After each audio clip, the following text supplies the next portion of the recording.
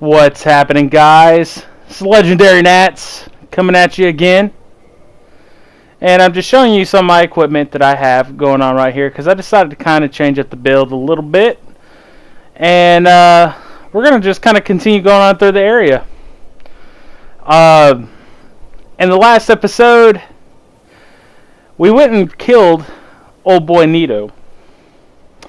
And I really did enjoy that fight. It's been a long time since I've actually fought Nito, so being able to fight him again was just a lot of fun. I'm just sitting here trying to figure out my rings, but I'm coming at you with some post commentary. And before we even continue on with the story, we have to go make a visit. We have to put someone in their place because of what they've done to us.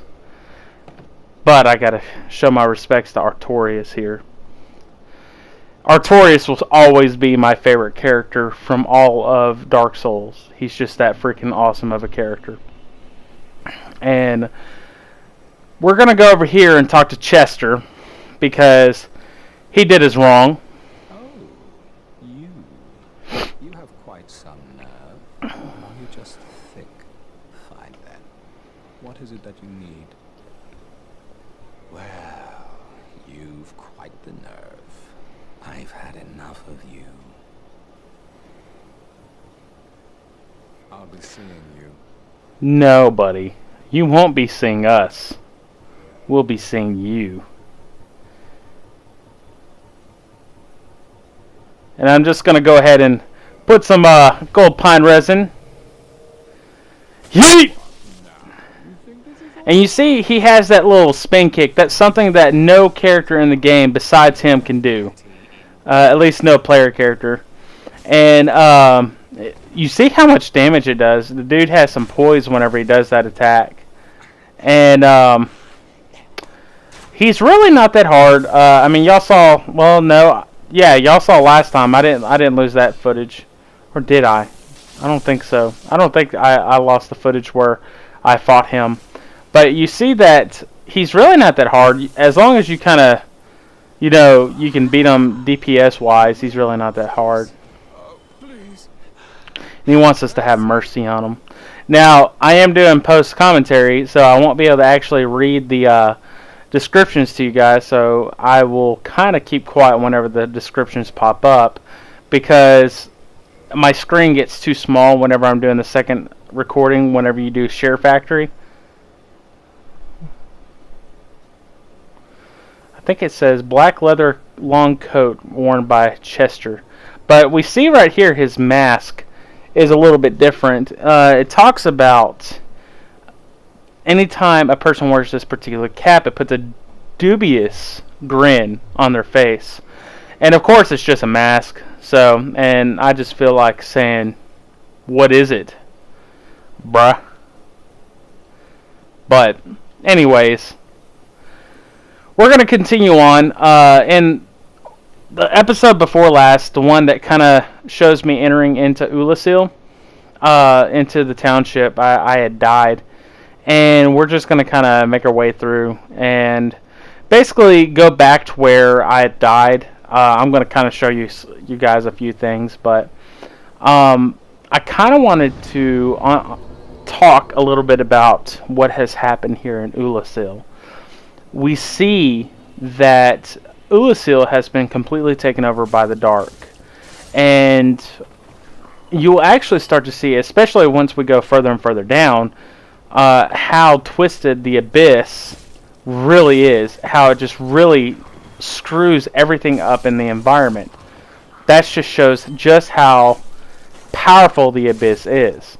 And it's even so powerful that it completely overtook Artorias. Now, I know y'all didn't get to see the fight. And like I said, I plan on doing a pretty long montage like at the end of the game, after we've beaten the game. I'm going to go back through New Game Plus, and I'm going to kind of make probably a couple of different videos where I'm going to showcase a couple of different things. Like I'm going to take on Super Smo instead of Super Ornstein. I'm going to not make as many mistakes, and I'm going to kind of go and do a few final thoughts on the game.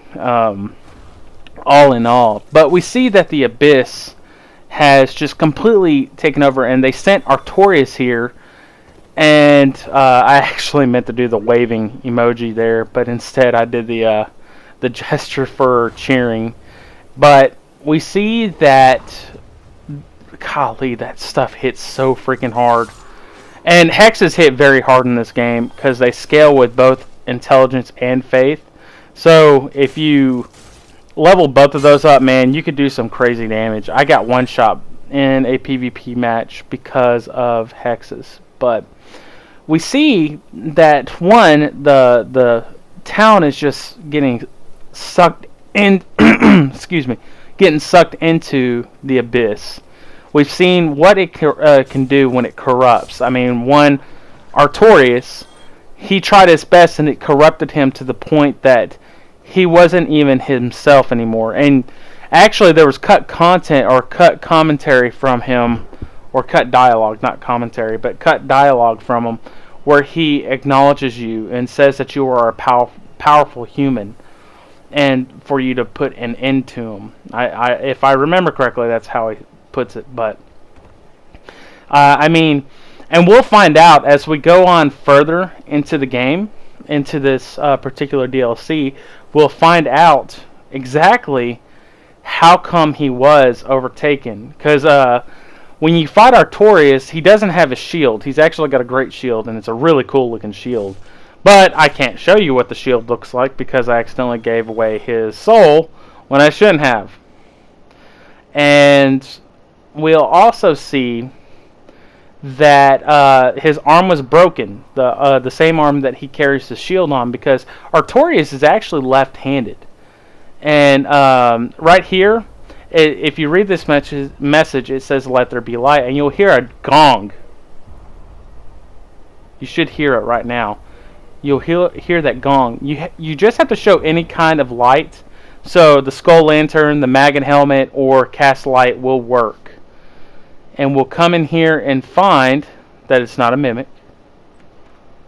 And we'll find the silver pendant. The silver pendant, which I won't be able to fully read the description to you, but the silver pendant deflects dark of the Abyss. So it'll deflect any dark magic sent your way, or any hexes sent your way.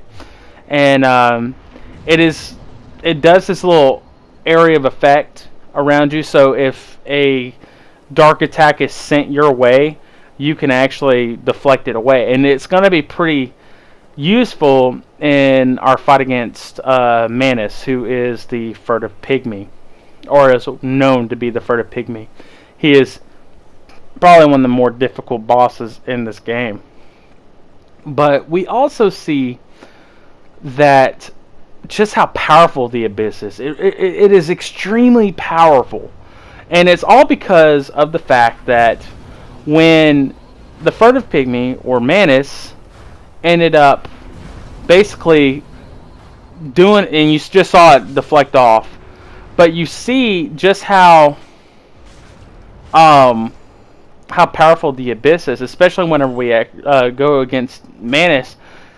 The further and further down we go into the Abyss, I mean, there's no absent of light. There's no light whatsoever in there. There's nothing but despair, and you'll actually see humanity formed into enemies that you have to fight, which is actually one of the best places to farm humanity. But you see just how powerful dark magic is and how powerful the Abyss is, because it has some form of weight to, and we just got the spell dark fog. I'm sorry, I just spoke through it, but we see just how powerful the Abyss is by the fact that it has some weight to it. It's tangible, just like how humanity is tangible. And due to the fact that you have a figure like Manus, the furtive pygmy, spreading out his humanity throughout the world, giving humans the ability to actually develop themselves and actually become a threatening species to the eyes of Gwyn and the gods. We see that. We see that happening, and that's why the gods honestly hate humans. When we fought against Kieran, she says you humans are all alike, always taking what is not yours and stuff like that. Basically showing that humans are just extremely selfish in all aspects. And even when we come across one of the NPCs in this world, we'll see that he will even say that humans have wrongfully done him, and that's because he was a giant. But we're seeing more and more just about how dangerous the abyss is, especially with someone like Artorias, because you can make his great shield. If you have a +10 great shield, you can make his shield with his soul. And I'm coming here to show you that this is a mimic, and I wanted to just kind of show this again, that whenever it is a mimic, they'll open their mouths when they're sleeping. And of course, with all mimics, you can throw Lloyd's talismans at them, but he can't handle great combustion worth a flip. So four of them was able to bring him down. And we get a new item. It's a carving. It's one of the best items in the game. And it's really just something to where you can kind of interact with others with multiplayer. And there's a couple of them in the game, but it talks about how Goff was the one who carved it. And we drop it, it'll say, "Very good." It also sounds like it's saying "very gay" at the same time. So people like to troll with it. And there's a reason why there's a platform right there. Your goal is to try and get this little ambush, because there's a little ambush right here. That little platform is to help you fight them, so that you don't get knocked off the edge. It's just a courtesy thing that FromSoft did. They don't always hate us. They don't. They do like us from time to time. And over here, this is kind of a pretty crappy little bridge. I almost get knocked off right here because of that dark orb attack. Those guys right there are just so annoying to deal with. They really are. I cannot stand them. Those little sorcerers. And we're about to come across and you'll see this right here. You see the red eyes? That's to indicate it's a little bit stronger version of the normal ones. And I'm showing you that you can do this right here. But I mean, just look at the ground, man. It's crazy to see what this abyss has been doing. It looks like a fungus just growing everywhere. That's what it reminds me of. It's just like a fungus. And this right here is to just kind of get you stuck in this little ambush. But yeah, man, like I'm really enjoying this this DLC, man. I really am. I've told y'all this is the first time I've ever played through it, and man, it's been a lot of fun. Sure, a couple of frustrating moments, but it's really, really fun to actually go through this game and, you know, learn some stuff. Because, you know, this is an old game, and a lot of people, their first Souls game was probably Bloodborne or Dark Souls 3 or even Dark Souls 2, the Scholar of the First Sin. And they don't understand how awesome the original Dark Souls is. Now, I will say mechanically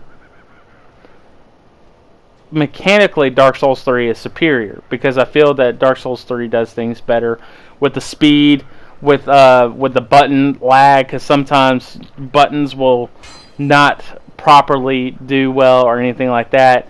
You'll be trying to press circle to dodge, and then all of a sudden you're still getting hit because the buttons didn't want to do their thing. I'm trying to get this guy to come follow me, but I mean, all in all, this is still my second favorite Souls game, hands down.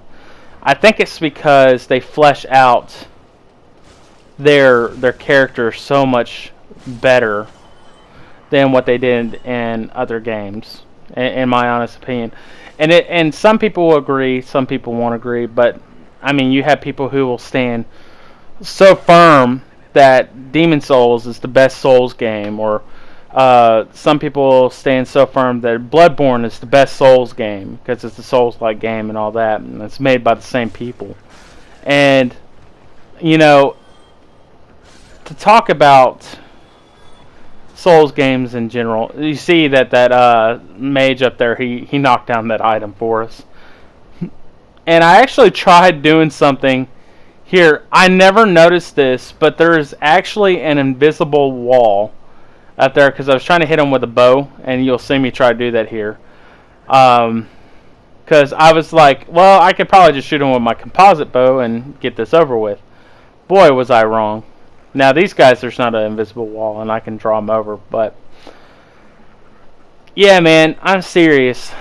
The Dark Souls series has turned into one of my favorite. My original favorite series of all time has been Devil May Cry, because I've been playing Devil May Cry for the longest time. Devil May Cry 3 is probably one of my favorite games.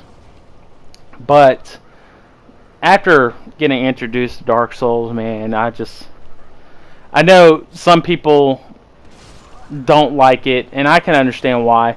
Like my cousins who play games as well, they don't particularly like Dark Souls, and it's not because of the difficulty aspect, it's because they prefer... You see that? Freaking invisible wall. And you'll see I waste quite a few arrows because I'm trying to... I'm just testing it to see. But sure enough, invisible wall. But a few of my cousins who actually play games as well, they flat out told me, they're like, yeah, I like Dark Souls, but it's just not my kind of game because it doesn't have a story. And really, I tell them this every time, man. The story is not going to be like Witcher or like Skyrim even, where everything kind of fleshes out in front of you or anything like that. You have to dig for the story for the most part, because if not, then sure, the combat alone is good, but I mean, for the most part, if you're wanting to know what the story is about, you have to read those item descriptions. You have to kind of look into the lore, and thankfully there's tons of people on YouTube who've taken it their passion for the game. I'm just trying to look around and see what I can find, see if I can look any find where I need to go. And this is the cool thing about Souls games, especially with the first game made by Miyazaki. You see these little lights right here, and I didn't really stop that long to show them, but that's actually added there to help you figure out where you're supposed to go. Like that one down there at the bottom right, that's the same thing. And once you come up here, you're trying to figure out where you need to go, and you're like, well, I don't really know where I need to go. Where is a hint? Oh, there's a fire over there. Okay, so that's where I need to go. And you just roll over here. And you see this particular enemy just like going nuts about the fire. But I was watching Epic Name Bro, because I have to watch him every once in a while so I can kind of remember some of the lore aspects, because I honestly haven't played a Souls game in over a year, so I needed to kind of remember it. And after watching him, man, he like broke it down pretty simply. He was like, that's the great thing about their game design when they do these levels, man. They set it up to where you feel smart trying to find where you're needing to go. And we pick up the crest key from this mimic. And this is going to be used to help us unlock a door that we needed to go to. But we see that they just do such an amazing job trying to set this up for us, man. That's what I love. I love this series. I love FromSoft. They can now with this game though, there are a lot of things that I can nitpick on. There really are. There are a lot of different gameplay things that just really do irk the piss out of me.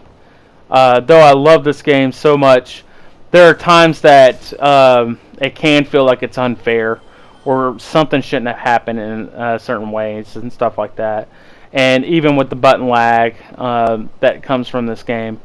And then we pick up another spell from them, Dark Fog. I'm trying to find it real quick. Now this spell, if you use it, it's a poisoning spell, so it will build up poison really quickly if you use it. It's a really good spell, especially in PvP, and you can use it on bosses. But look out here, man. I mentioned that the buildings were sinking into the abyss, and I saw that I missed a treasure. But look at this. This building has completely toppled over right here. That's just how strong the abyss has gotten. And I'm just kind of showing you over here that this is a shortcut right next to the bonfire up in the front. So I'm going to go up and just kind of show it real quick. And this is going to be kind of a short episode, so I do apologize about it being a short episode. But this weekend my wife was here and we were spending time together. We did an episode of Wifey Plays where she plays Dark Souls for the first time. If you haven't watched it, I highly encourage you to watch it. It is hilarious watching her try to play through that game. I wouldn't be surprised if she's more popular than I am, because she is so great. And you see up above here, that's a pretty nasty little spot right here. It's a really, really nasty spot. And then we're going to go get that item. But I just wanted to kind of do like a little short video. I wanted to make sure I had a video out. And I didn't have much time to do much because I had to work and then spend time with the wife. But she will be here soon, guys. She will be here soon. One more month and she and I will be reunited again. And in this game, man, I don't know. I know I keep jumping all over the place. It's just been one of those kind of weekends. I'm trying to see if there's any hidden walls. But it's just been one of those days, guys, and I'm just kind of all over the place. I should really start doing better about my commentary, but I'm so tired. I just haven't really, I just couldn't really focus much, so I just wanted to kind of come in and do some commentary with you guys. Talk a little bit about the lore and talk a little bit about my viewpoint of the game. And man, also, like, I looked on just how well the series is doing. I want to thank you guys for real.